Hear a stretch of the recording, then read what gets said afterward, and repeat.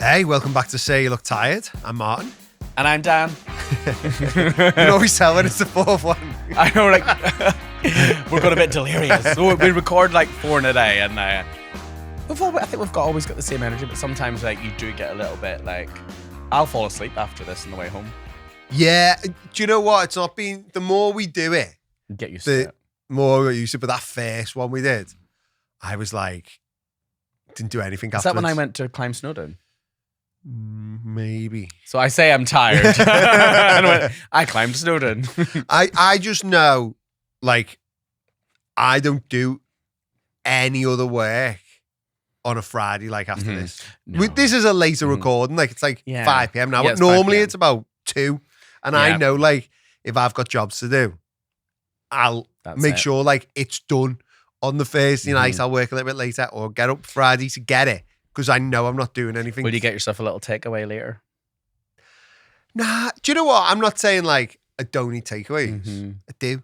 But I don't know. I prefer eating out than a takeaway. Yeah, me too. I don't get takeaways ever. No, the only time really I get a takeaway is recently. There's like a new pizza place by us, but they're a takeaway place. Yeah. But they're really nice pizzas. What'd you get on a pizza? Do you know what? It sounds a bit boring, but I just like just margarita. Oh. But I think it's because I like pizza. Do you know, so I like... Sounds like a song. I like pizza. I do. But I like pizza. I don't like... You don't need all the stuff I don't need all the stuff on it. Mm-hmm. If I'm getting one from like Domino's or something, then you can get... Sometimes I'll go where it'll be like all barbecue and sweet corns like that. But I just like, if in a restaurant, getting a margarita because it's a night, like, it's nice. Yeah. Oh, I have to have meat on mine. But I'm quite controversial. I love a Hawaiian. Pineapple. Do you know, Garlic I don't dip. mind it, but I don't really like hot pineapple that much. Oh, yeah. No, I get what you mean. Yeah. So But then it has to have dips. I don't do that, but yeah. This one you don't need dips. It's like proper thin sauce and cheese right to the end. It's really nice pizza. I would say what it is, but I can't say it. There'll be teachers across the land. This is a Friday right now. We're recording this. You might be listening to us on a Wednesday.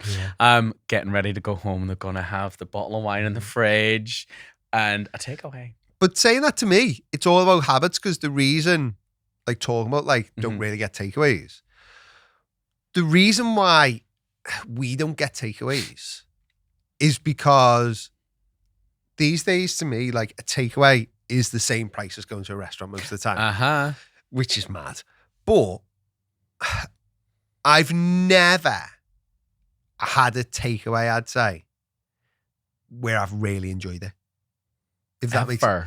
I'm not saying like I haven't enjoyed food, but I'm saying like most of the time you don't get them with like, oh, I'm looking forward to this. It's always a little bit cold. Just a teeny little bit. It's not even that. It's like you're tired. You're tired. You can't be bothered to cook. So you get a takeaway. You're eating out of a cardboard box. Yeah, it's about, where I used to think, well, if we're doing it, I want a bit of experience. Not an experience like, wow, but, you know, go to a restaurant, enjoy it. You want the salt going down the arm. Be like chatting to each other. Yeah. So like rather than like just getting a chippy. I know what you mean. Do you know what I mean? And so we don't really get takeaways from that sense. Not in a like, oh, holier than thou. More in a sense of like, well, if we're going to go and spend that money, we might as well go and do something we want to do. And I think that's a way everyone should take everything. Do you know, like take those steps back and go, okay, well, what do I want and what do I do? And I wish people would do that more. Like I was telling you before the podcast, like I found a thing here which says like the Sutton Trust said that the number one factor in a child's education is the teacher. 100%. The teacher is the main resource, you know, and to me, the trouble we have at the minute is, you know, it doesn't matter how good the gadget is. If the battery is flat, it's useless. Yeah. Like, and so many teachers are going in with a flat battery. Yeah. And we need to solve that. And that's why I was always big on having this podcast because I'm a very big believer in this hour, we could lay out exactly everything you need to do to beat burnout. Mm-hmm.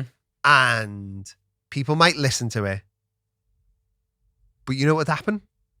Nothing.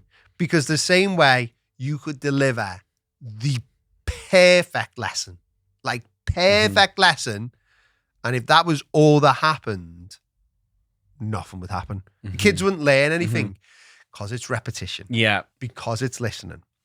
And that's a big one for me. Like, I would say we dart around on these podcasts like the same 4 things. Just how crap the government is, how crap the education system in general is. No money. Ain't got nothing. I don't know where that accent came from. I was trying to be Ian Beale. You know when Ian Beale in EastEnders like, I've got nothing. There's no money in the budget. That was something because I always wanted more stuff in my classroom. Dan, there's no budget for this. I'm like, what do you mean? Pens, pencils, basics. And it all comes down to, doesn't it? Like everything's just set up for teachers to fail. Mm-hmm. And that's the big thing. Like if you're listening to this, hopefully it doesn't depress you. Hopefully no, instead, make you laugh. It just gives you that like thing. Funny enough, we did actually have a comment about that on one of the episodes. Someone left it on Apple where they said they were really hesitant to listen because they didn't want to be dragged down, but actually when they were listening to it, it made them feel better. Because I think you have to speak about these things. If you don't and brush it under the carpet, which is what we've done in the past, I've done it to myself. Look what happened. And there's that quote, you have to make the unconscious conscious. And if we are doing that for people and pointing it out, look at this, look at this, look at this, then maybe you'll look at it and make a change. And that's it. And that to me is the big one. Like, to me, I always think any type of change is a bit like losing weight in the sense of, doesn't matter how many people want you to lose weight, doesn't matter how much you're told, doesn't matter anything.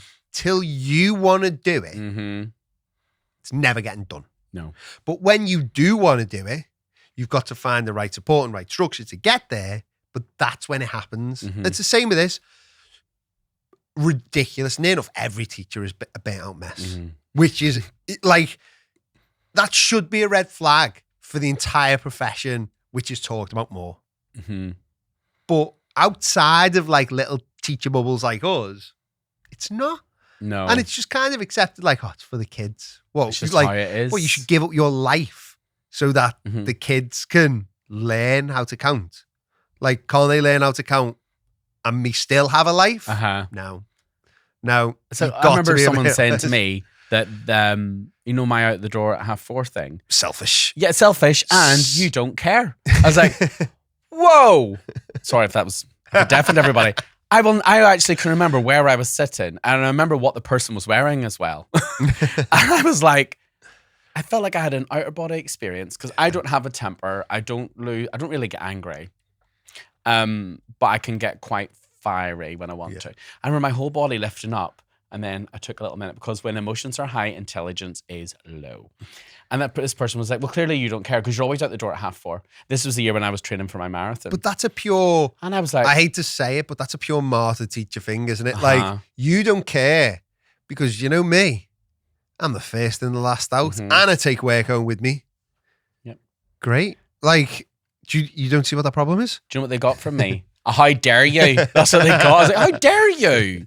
I was like, who do you think you are? And I don't ever really get angry with people. And I remember because I changed into my gym kit and I was in the staff room and I was like, but I'm training for a marathon. Yeah. This is important to me. That's why I can spring in the door in the morning. It's selfish that you're training for a marathon, Dan. Dare I? Think how many hours you're out running. That could be time laminating. That could be time. Redoing your lesson plans. That could be time doing the documents. Filling in the Excel spreadsheets, even though Target Tracker prints it out for you. But do you know what? I remember that year. That was one of my favorite every year's teaching. I was in that room and I loved being there every single day. I was like, right, boys, girls, today we're going to do this. And I had all the energy and, you know, our team worked together. And I was because the marathon was important to me because I'd set that goal and because I told everybody I was going to do it, I had to do it. I had to make sure that I was planned. But then I was able to see stuff that, why are we doing that? Why are we doing this? And I was able to cut stuff out. And then there was stuff that I was meant to do that I just didn't. But nobody ever asked for it. So I didn't do it anyway. And then we had a great year. The children did really well. And because I was happy, there's a quote that says that, I think it's to do with teachers. Actually it is, that you're the decisive element in that room. You control the weather. You can make it as stormy as anything, or you can make it a nice day for the kids. And I feel like as a teacher, you can make your career stormy as you're going to make it, or you can try and have more days where it's a bit more plain sailing by being kinder to yourself and knowing how important you are in that room. Because when you are not there, the children want to see you, but you are, like you say, you can have the best resources, you can have the most amazing furniture, all the gadgets, but unless you are mentally present there, it's not going to happen. That's it. And that's why I do think teachers should be a little bit rebellious. In the sense of, when a new policy comes along in school, just being like, sometimes like, okay. And then just making a note in your head, I'm never going to do that unless they come to me and say, where is it? Do you know, like, there was a few things I used to do, like, ignore at school. Can you remember any of them? I've got one off the top of my head. What do you want? If you want me to talk about what you think, I just all things. I'm trying to think, like, just if there's a new policy come in, I'd just be like, I'll wait to see whether they ask for this before I do it. Like, because so many things that get brought in, and then that was the last you heard about it was in the staff meeting where it got brought in. And if are we all good, everyone? Yeah. And I'm like, I'm not doing that. Yeah. Well, in a year's time, when they ask me what that is, I might have to start doing it. In our early years, well, not just our early years, everyone in the entire school, we had to do these presentations, like a PowerPoint. And so say I was going to teach, I don't know, growing plants. Every time you did something like that, you had to have these thing called the first 3 slides. The first one had to be lesson objective. The second one had to be what lesson that was in the sequence. So say if I was doing 5 inputs on growing plants, I just show which one that was with an arrow pointing. And the next slide had to be vocabulary and pictures. By the time I went through all that, my children are done. So I was like, I'm not doing that. I did for a few of them. And then I was like, why am I doing this? It was ruining my fun, ruining my happiness. But also, they don't need that. They need short, sharp inputs. And so I played along with it a little while, but then I stopped doing it. And did it change? No. I've remembered, I don't know whether this is a good one or it is a good one, like, in the sense of, like, but I don't know whether it's like a setting boundaries or if it's just me being lazy. But we used to have, when I first started my school, we used to have parent lessons. So twice a year, you would invite the parents of your class in, and they'd spend like a lesson with you, and you teach the lesson still. But all the parents of your class. Was there enough room? They'd all just stand by the kids. Oh, I hate that. Oh my goodness. So they'd be watching, and then you'd give the input, and they'd do it and stuff like that. And you had to do 2 during the year. And you had to say when you were doing it and send it out. And I got to the summer term and I hadn't done one. At all. And I just waited for someone to be like, hey, you haven't done one, And no one did. And I never did one while I was at the school. So they never picked up, they never said anything to you? No one ever said anything to me. After I think they were fizzling. It was kind of one of them. They'd always done it. And I think they were like phasing, like fading out anyway. But I just never, as a teacher, you had to go and say, oh, I'm going to do it on this day. And I just never went and said when I was going to do it. And no one ever come to me and said. No one's checked. Like, hey, you should do this. I think that was probably start of my thing of like, well, if I can get away with that. What else can you get away with? If I can get away with not, like, no parents grass me up yet. No parents gone. And they don't have the time to go. But there was a bit of me which thought, this probably shows that the parents don't want to do this either. Like, oh, do you know that you just reminded me? There's so many things that we should do. Like when they have dress up days at school or like non-uniform days, I call that wear your ordinary clothes. would you say that over here? Wear your ordinary clothes. Parent was Not like, non-uniform. what does that mean? I meant, oh, you're non-uniform. But and so the children had to bring in 50p. Who has coins? Yeah. Anyway, so I've seen these other teachers at the door with their pot at the door as if they're shaking their cans for concern. I never used to check. But like, I would be like, doesn't matter. And like the parents were like, I'm really sorry. I'm like, doesn't matter. And they're like, I'm not collecting it. I'm not standing at the door like, where's your money? You're not coming in. Yeah. And there was another thing that I was going to say that was just absolutely just off the top of my head that we're supposed to do that I never ever done. Oh my goodness, class assembly. So I forgot that my class assembly was coming up. Okay, it was Friday afternoon. Dan, your class assembly is on Monday. What? Are you all prepared? Have you got your resources? I was like, So they cancelled everything for the afternoon. What are we going to do? What are we going to do? But the children had all planted seeds. So Did they just do it to the rest of the school? The parents come in? Parents were coming in. And I was like, what are we going to do? I was like, it's like 2:30. So I quickly was like, right, they've all planted a seed. Let's bring in the pots of soil and we'll teach them this song all about growing plants and that'll be it. And I'll read a story and they can chant it. And I got away with it. But I just remember sitting thinking, oh my God, they're going to expect, because the year before I did this most over-the-top theatrical thing and we got through it. But then also, do you know what I used to really dislike? Dress-up days. So I don't mind World Book Day, but then it became like, okay, next week we're wearing red for this. We're not, we're doing this, that, and the other. And then I was like, I don't have all these fabulous costumes. I don't open my wardrobe and have like stuff at the drop of a hat. Pajama day and all that and the other. Like I don't have pajamas. Well, do you know what? I hate pajama day more than any of the others. And that's simply because I had been in schools where they'd be like, we're going to pick this book and everyone for World Book Day and everyone's got to dress up like it because we don't want to do where it's fancy costumes because we don't want it to be where if you can come as anything, like some will come in these amazing costumes and some like thingy. I'd be like, that's fair enough. And then we'd be like, oh, we're doing a pajama day. And I'd think, yeah, and you've got some kids coming in like brand new, fully like, look at me, and kids who are coming in their pajamas, which they'll wear every night for bed and are worn. And there's nothing wrong with that. But why are you having that rule? And then this, you're just like a lad. I was never a fan of that. But I think there's so much we do wrong in Britain, just in general. Like my sister-in-law lives in France, and I don't know whether it's the French education system or just where they live in France. Ruthless. What do you mean ruthless? So what happens in Britain if you bring your kid in late to school? Well, you get told off. They get marched down to the classroom. He's here. Do you know what they do there? What? Just say, bring them back up at 12. Bring them back at 12? Yeah. If you you missed the morning, you're not getting home morning. Once the gate's shut, you can't bring them till lunch. And if you miss bringing them at lunch, can't bring them for the afternoon. And if you have an appointment somewhere, like a dentist or hospital or anything like that, it's get them at 12 or don't bother getting them. You're not disturbing the lesson.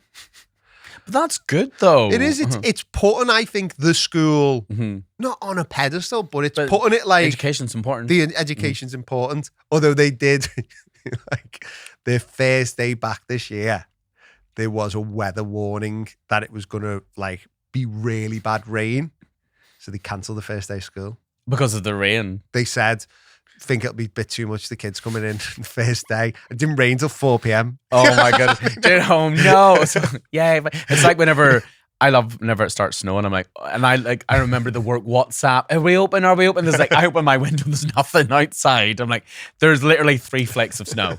And like, but we did close one day, but it was too icy. And I was like, yes. And I left my laptop and not my work laptop at school, so I couldn't possibly do anything.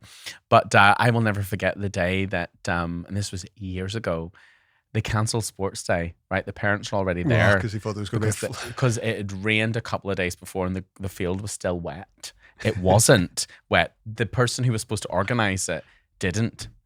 There was no organisation for sports day. No one knew what they were doing. We did not know any of the events. Dan, could you go out in the I was in SLT. Could you go out in the playground and let everyone know, and I'll do this area? She fled.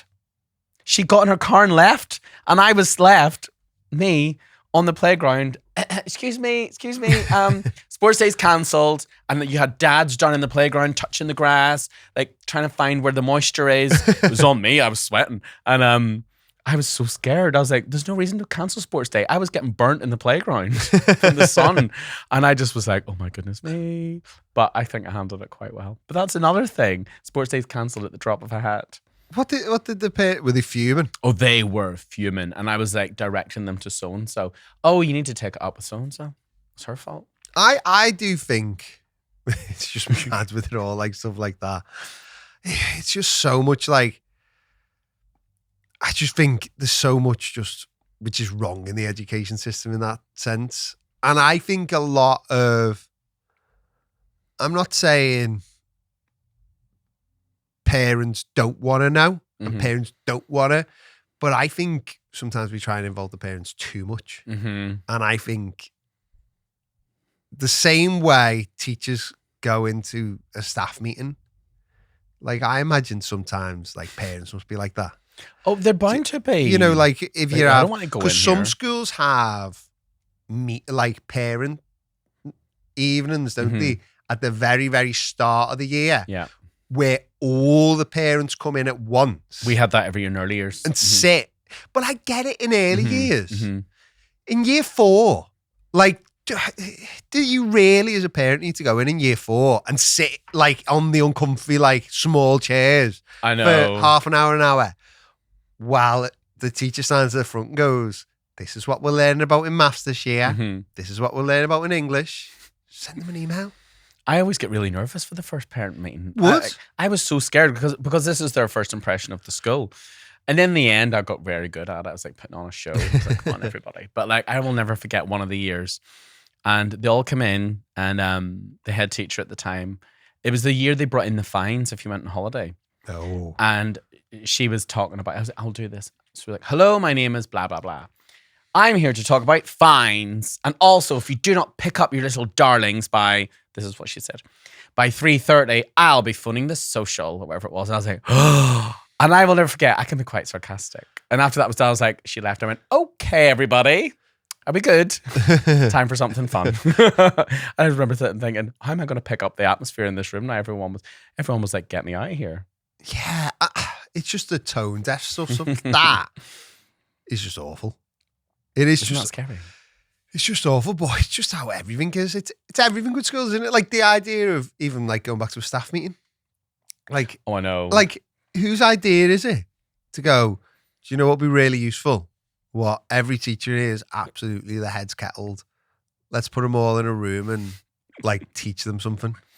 And like most of the time I don't listen. That is awful. I find it really hard to listen after 3:30 and you're sitting there sometimes. It's supposed to be over at 4:30, 5 o'clock.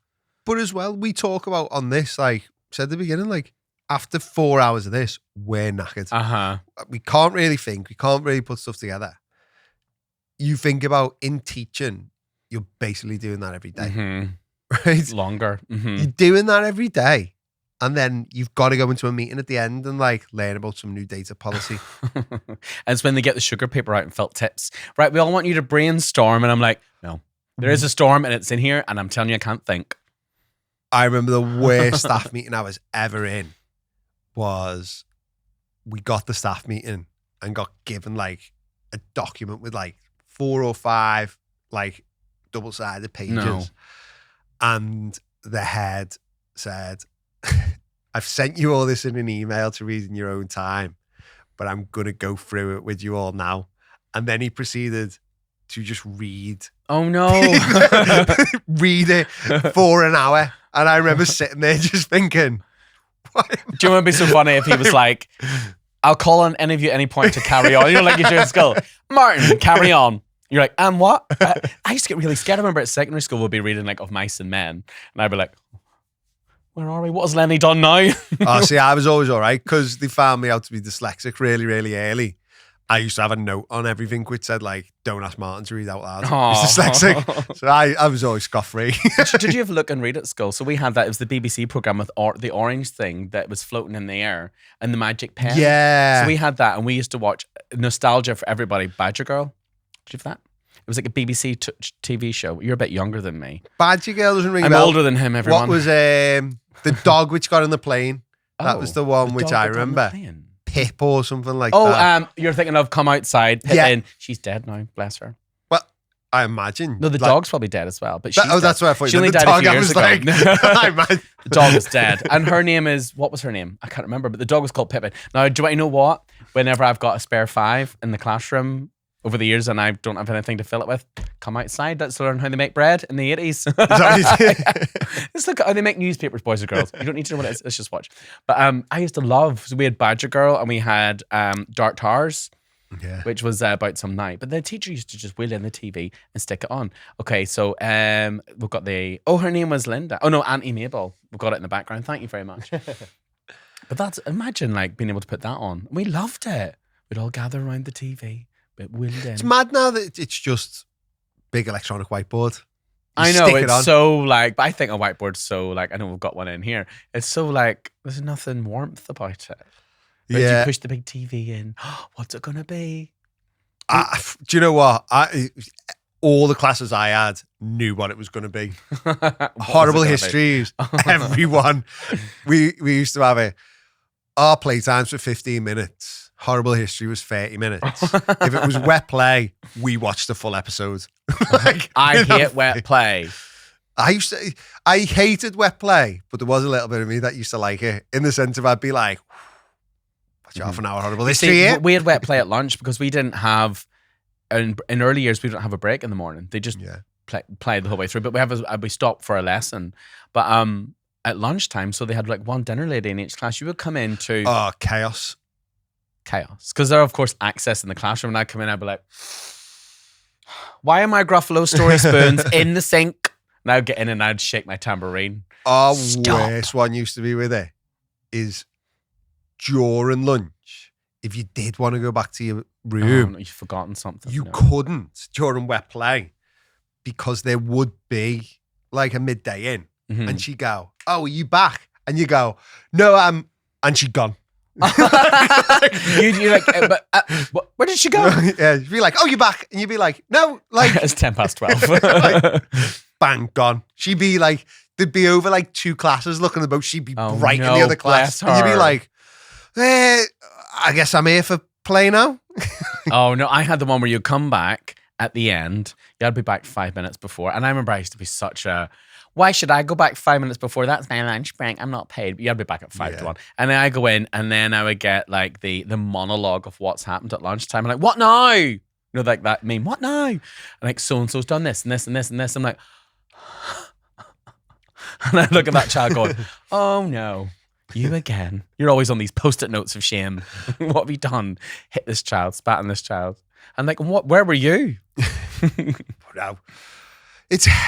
It's just all madness, isn't it? There's so much just chaos. And in this, as we have just rambled a bit, I think sometimes. It's good. Oh, no, I'm not saying it's not good, but it is that thing, isn't it? Of like, school is chaos. So much chaos. There's so much drain. And it is just remembering that, like, you are the most important thing in that classroom. Like, you've got to be at your best. And you've got to put those boundaries in place for you. Like, that's the big one for me. I think if you're doing that, that's the thing which is going to push you forward. I think that's what's made me happy at the job, boundaries, and being setting your stall out. And just not being a martyr. There's too many, as well as the profession being a nightmare, there's too many teacher martyrs. Mm-hmm. And if you're triggered by it, probably means you are that martyr. Sorry, it's you. And if you don't know who it is, it's you. And I have to say, I don't know whether you're in any Facebook groups, but I had to leave a few Facebook groups because I was getting so kind of thingy by the threads that were on there. Just like someone would ask something and there'd be so many negative comments to the point of like, you'd be like, oh, I've got no. Mm-hmm. Like, it'd always be something about, I've got this, well, I do this and I do that and I'm in it then and I'm in this. Mm-hmm. And to me, the best teacher is going to be the teacher who gets in at 8 and leaves at 4 and doesn't do any work outside it. Mm-hmm. That's the ultimate goal of a teacher. Isn't it? Because if you're doing that, you've got good boundaries, you're going to have good energy, you're going to be able to focus. Mm-hmm. And I know it's probably a little bit of a dream world to say that, but the more you can do it, the better. But there'll be people who look at that and go, oh, you don't care. Yeah. Which is what I got. But they don't care because they run themselves into the ground. Yeah. Do you know, if the best research in the classroom was an iPad, and that was the thing that got everyone to where they want to be, if you didn't put it on charge every night, you are doing a disservice to that class. Yeah. So how can someone say you don't care as a teacher by putting yourself on charge each night rather than running yourself into the ground so that you can't teach the next 100%. day? You can't think on your feet. You can't think of bright new ideas.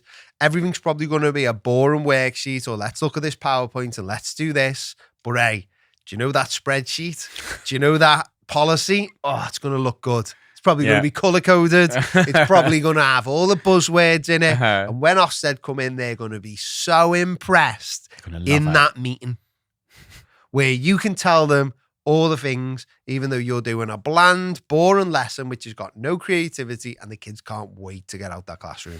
They can't wait to go home. Can't wait to go home. You can't wait to go home. But when you do go home, you've got that much to do. Yeah. You can't see the wood for the trees. It's a big one. And it's a thing. Just put yourself first. It's hard. It's tough. It's why we keep banging on about it on the podcast. It's what the whole point of the podcast is. But the more times we say it, maybe we'll help one more person think, do you know what? I've heard this enough now. I'm going to go make a change. I'm going to go and change my life. Because it always reminds me a little bit of like a woman I used to work with, where every Friday, funny enough, we were talking about takeaways at the beginning. She used to get a takeaway. She used to get a takeaway every Friday. And she'd say to me, she said to me, I want to stop getting the takeaways because when I get a takeaway on a Friday, I feel guilty about it, spirals into the weekend, it's a complete write-off. Before she knows that she's, elbow deep in a Pringle can. That's it. So she said, I want to stop it. First week, messaged me on the Saturday, got a takeaway, and it spiraled. Next week, happened again. Next week, happened again. I said, listen, it's 3 weeks now of you saying this, and you're not doing it. There's some disconnect. What's going on? She said, well, every night I get in for 4:30. Husband gets in for 5:30. In that hour, I make tea. Okay. She said, on a Friday, he gets an early dart. He's home at 4. I like to stay late, get on my work. Dublin? Dart? No? Early dart. All right. I thought that was that's what we call the trains back home. Oh, no. Like, getting off. He gets off work quick. Maybe a detective. Dublin, you say. But no, so he gets off early. He has an early dart. She used to stay late because she likes to get all the work done on the Friday. Didn't have to work. She'd get in about 6, 6:30. As she walked in, she's tired, she's exhausted, and he'd say, do you want a takeaway? She'd go, yeah. So I said, okay. How long have you been married? And she said, 15 years. I said, has he ever made tea? And she was like, no. I was like, okay, well, the perfect scenario, the perfect thing is you cook 4 nights like you do, and on the 5th, he acknowledges us that, and he cooks tea. It's like, you've been married 15 years. He's not going to do it. Like, he's not going to do it. So we need to think of the next best thing, which is you looking at the takeaways, seeing what works in your calories so that you're not going to feel guilty, and also come up with some quick meals that you can then like have. So when he says, do you want a takeaway? You say, do you know what? It's going to be easier for me to do this. Yeah. That's the next best. And to me, the classroom and education is a little bit like that. For teachers not to be burnt out, the perfect thing would be for the government to go, do you know what? Teachers are constantly burnt out. We're going to scrap education as we know it. We're going to go back to the drawing board and we're going to make this teacher focused because the number one thing for a child's success is the teacher. Yeah. It's never going to happen. No. Like Ofsted have just recently rebranded everything. They didn't change a single thing, even though they knew they create all the problems. That was their chance and they didn't. They didn't do it. When COVID happened, you saw that teachers were starting to get a bit of a work-life balance. That was a chance for everything to change. Didn't they double down on make them work harder? So that is the perfect scenario. It's never going to happen. So you have to go to the next best scenario, which is if they're not going to do it for all of us, then I have to do it for me. Myself. Yeah. And that's the big one. Like, and if someone takes a tiny, I think, like, by the time this comes out, we'll be on like maybe 30, 40 episodes. I'm not too sure whereabouts. I know we're on 22 live at the minute. Well, we've done 22, 24. This will be 26. We'll be on about 30 episodes by it all together. If someone can take one little tiny thing from each episode over the course of a year, that's going to be massive. That's going to be life-changing. Yeah. Course of 5 years, 10 years, like, it's all going to build. And that's the big one for me. Like, you aren't going to listen to this podcast and go, I fixed my burnout problem. But you will make a little change. Yeah. And you will make another little change. And you will make another little change. And it all adds up. So like the 1% better thing. Just try 1%. And like you will feel at some points. Like for me, when I was doing mine, there were days I fell off the wagon. Yeah. I was like, absolutely not. But I didn't let one day become two, ever. That's it. And there was, say if I had a really crap day at work or I stayed to 6 and brought stuff home, which it still happens. I'd be like, right, what didn't go well here? What do I need to look at? Oh, it's because of X, Y, Z. Right, okay. I'm not going to do that next week. I've addressed it. I'm not going to make myself feel bad about it. Let's move on. And I always like to use the kids as an example for it. Like, realistically, what do the kids learn each lesson? I would argue nothing. Like, in a lesson. Nothing. Then they might, like, a little thing might go in. But if you compared them to before that lesson to after it, they ain't learned much. But over a year, look at that difference. Look at that change. Look at what they can do. If you look at the course of like primary school, they most of them come in not understanding how to write their name, Feral, not knowing the difference between a capital letter and a lowercase letter, what a full stop is, anything like that. By the time they're going to secondary school, they can write these full, detailed stories, read, write, add them, all these things over 7 years. Can you imagine if you went today, right, I'm going to put myself first. Can you imagine where you'd be in 7 years? Do you know what I mean? Yeah. I'm 5 years into mine. Yeah. If you had told me 5 years ago that I would be able to go into it, and this is just a silly thing, I'd be able to go into Superdry and buy a shirt. This t-shirt's from Zara, actually. It's a size small. I would have been like, you're talking now, dear. And I will never forget the first day I went in there and I got a medium and it was too big. I said, I'm not paying £50 for something that's baggy. So I said to the woman, excuse me, can you go get me one of the smalls? There's none left. There's only one on the mannequin. Get it. Yeah. And she did. And it buttoned and it fit. And it actually doesn't fit me now here. But if you'd have told me 5 years ago that I wouldn't be wearing a knee support around this right knee because it was so sore, that I'd be able to climb my stairs without being in pain, that I would be able to leave the school mainly at 4:30, I would not have thought it'd be true. To the person who was sitting at his kitchen table with books everywhere, not being able to sit on the bloody sofa. On my own sofa. I should have brought the books over to Mark on the sofa, but no, that's too comfy. I would have fallen asleep in amongst them, woke up covered in books and pen. That's it though, isn't it? Like, it's just that thing with it. It's just like, those changes can happen. They ain't going to happen overnight. No. If you're listening to this podcast because you want to make that change, just a little something will seep in. Yeah. And that's the big one. Surround yourself with the right environment and the right thing's going to happen. And you've got to remember that you are that right environment for the kids in the class. Yeah. And if you're a burnt out mess, what are you bringing to them? Some days I think back to when I was like that and I was bringing nothing. Yeah. I think there was a whole year of my career where I brought nothing. Yeah. I think I did bring, I'm being really harsh on myself, but I just don't remember. Still got them to where you wanted them to be. Yeah, but it could have been better. But I think I've said to you in the past, but over the years, that when I've looked after myself, I think the children did even better. Because I was present in the room. You can think about stuff, can't you? You can be in the moment. Like I would go into school and I'd already be thinking about after school. Oh my goodness, I've got this to do. Yeah. Whereas, that whole year, I just don't remember much. I think I was just, I'm going to say, 0, flatlining for the year. I felt like crap, felt awful, but I think me as a presence in the room, non-existent. Yeah. Because there was nothing there. It's just I just making turned up, little changes, taught, isn't it? and left. That's it. But no, I think hopefully it'll inspire someone to make those tiny little changes. I'd love to know if people are. Let us know. I hope they are. Yeah, I think they are. Always reach out. You can always talk. Send us a DM. Yeah, send us a DM. Do you know what? Actually, though, we are getting a lot of comments on YouTube. I saw and the YouTube Spotify comments, yeah, and stuff like that.